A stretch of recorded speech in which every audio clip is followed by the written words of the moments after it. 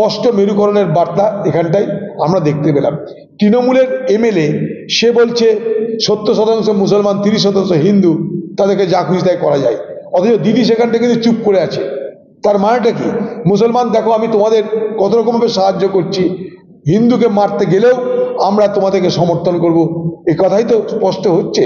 তাই স্বাভাবিকভাবেই মোদি এবং দিদি উভয়ে এই বাংলার রাজনীতিতে ক্রমশ তৃতীয় শক্তির উত্থান দেখে তারা কিন্তু আজ হতাশাগ্রস্ত হয়ে, আমি প্রথম দিনে অভিযোগ করেছিলাম যে এই দাঙ্গা বিজেপি এবং তৃণমূল উভয়ের স্বার্থে করা হয়েছে।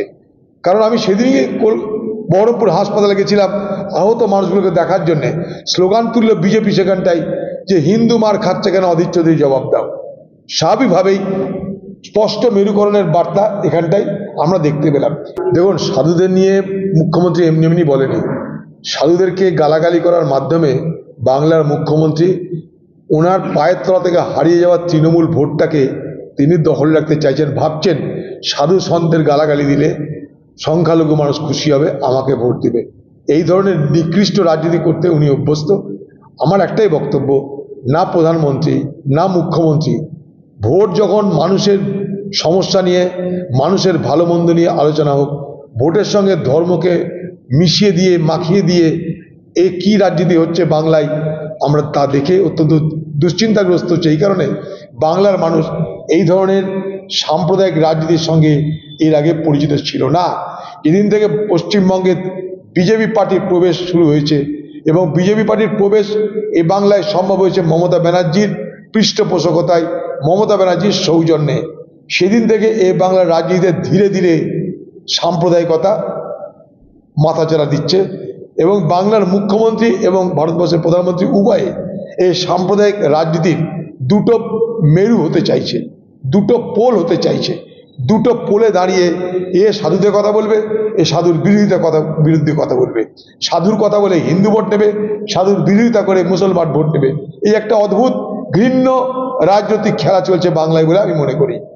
এই যে বেজিনগরে যে দাঙ্গা, এই দাঙ্গা তো পরিকল্পিত দাঙ্গা। কারণ যদি পরিকল্পিত না হতো তাহলে মুখ্যমন্ত্রী যেদিন মুকেশ কুমারকে সরানো হলো সেদিন উত্তরবঙ্গের রায়গঞ্জ না কোথা থেকে তিনি কি করে বললেন যে আগামী দিনে দাঙ্গা হলে ঠেকাবার কেউ নেই। তারপরে উনি জানতেন দাঙ্গা হবে এবং দাঙ্গার সময় ওখানকার ওসি সে নির্লিপ্ত ছিল, উদাসীন ছিল এবং বারবার তাকে সতর্ক করা সত্ত্বেও সে সেটাকে প্রশ্রয় দিয়েছিল।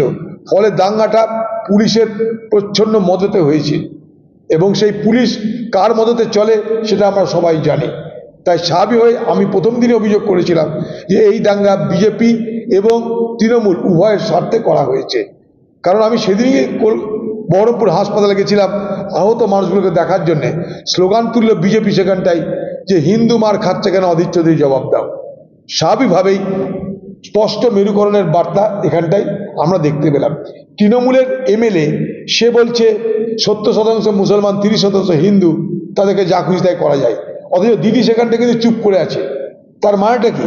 মুসলমান দেখো আমি তোমাদের কত রকমভাবে সাহায্য করছি, হিন্দুকে মারতে গেলেও আমরা তোমাদেরকে সমর্থন করব, এই কথাই তো স্পষ্ট হচ্ছে। তাই স্বাভাবিকভাবেই মোদি এবং দিদি উভয়ে এই বাংলার রাজনীতিতে ক্রমশ তৃতীয় শক্তির উত্থান দেখে তারা কিন্তু আজ হতাশাগ্রস্ত। মোদি এবং দিদি উভয় তৃতীয় শক্তি, অর্থাৎ কংগ্রেস বামের যে উদয় হচ্ছে, কংগ্রেস বাম যে যৌথভাবে বাংলায় রাজনীতিতে তার নিজের অস্তিত্বের প্রমাণ দিচ্ছে নতুন করে, তাতে উভয় দল আতঙ্কিত।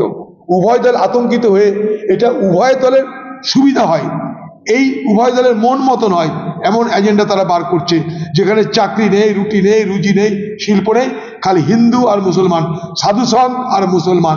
এ কি হচ্ছে? কেউ বলছে হিন্দুকে রক্ষা করব, কেউ বলছে আমরা সন্তের বিরোধিতা করব। হিন্দুকে রক্ষা করার জন্য না মোদির দরকার, না দিদির দরকার, না কোনো মহারাজের দরকার, না কোনো পীর ফকিরের দরকার।